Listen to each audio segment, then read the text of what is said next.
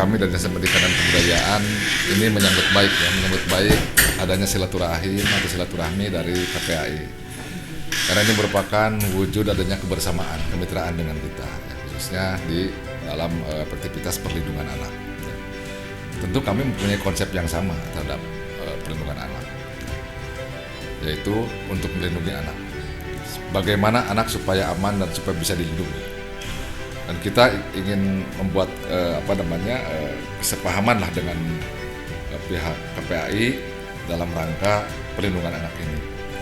Nah, ini mungkin kita juga kalau dikaitkan dengan masa pandemi seperti ini, tentu juga ini hanya berkaitan dengan pembelajaran dari rumah. Dan kami sampaikan kepada teman-teman KPAI bahwa tentu anak-anak ini harus betul-betul aman. Ya.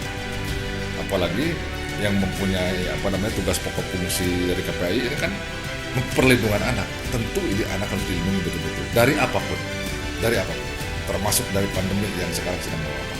Nah, oleh karena itu saya tentu dengan KPAI sangat apresiasi ya kedatangannya, dan mudah-mudahan ini bisa menjadi adanya kesinambungan lah bermitra dengan kita, bahkan nanti ini juga bisa meringankan beban dari Dinas Pendidikan dan Kebudayaan dalam hal penanganan anak.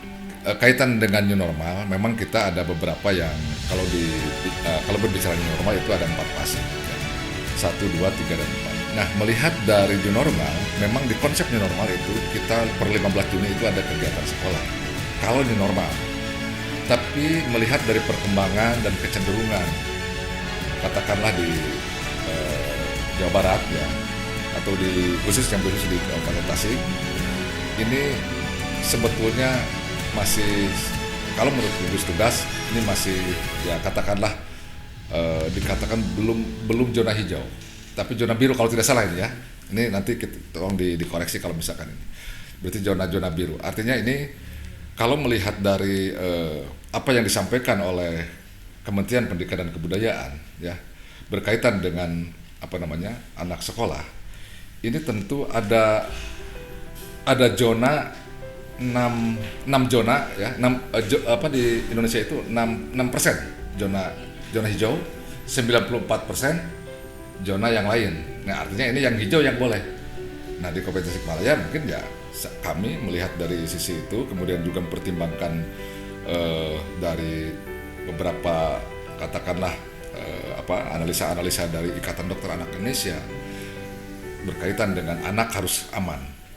Nah, maka kami mengeluarkan kebijakan untuk sementara sampai dengan tahun ajaran baru ya per 13 Juli untuk masuk sekolah. Tapi kita nanti melihat perkembangan yang akan datang. Semua juga yakin, berharap masyarakat Kabupaten Tasikmalaya khususnya di satuan pendidikan ini semua berharap COVID diselesai. Karena saya juga meyakini dan kami memaklumi bahwa para orang tua tentu di rumah ini sudah ya mungkin kan memang bukan spesialis guru ya, dan bukan ya kadang-kadang mungkin ada juga yang betul-betul guru ya di sekolah di rumah, tapi ada juga yang bukan guru ya. Artinya ini juga mungkin ada juga kerinduan dari murid untuk berkomunikasi lagi dengan teman-teman sekolahnya dan juga rindu guru. Kami paham itu, tapi mohon bersabar ya. Kita berdoa semua mudah-mudahan COVID cepat berlalu dan sekolah berlangsung kembali.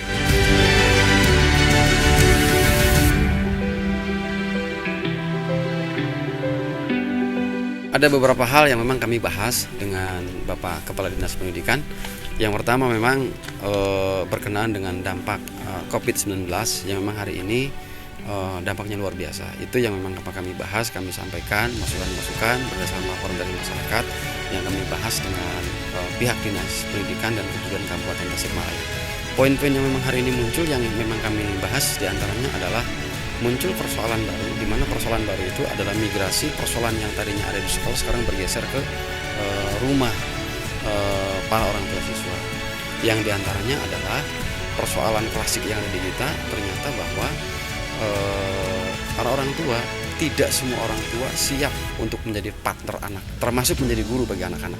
Kemudian ini menjadi persoalan ketidakharmonisan antara anak dengan dengan orang tua. Ini yang mungkin kami bahas bagaimana kira-kira bisa ketemu sebuah formula yang memang betul-betul efektif di dalam menyampaikan pembelajaran kepada siswa dengan tidak mengganggu harmonisasi antara anak dan orang tua siswa di tengah-tengah menghadapi pandemi COVID-19 ini.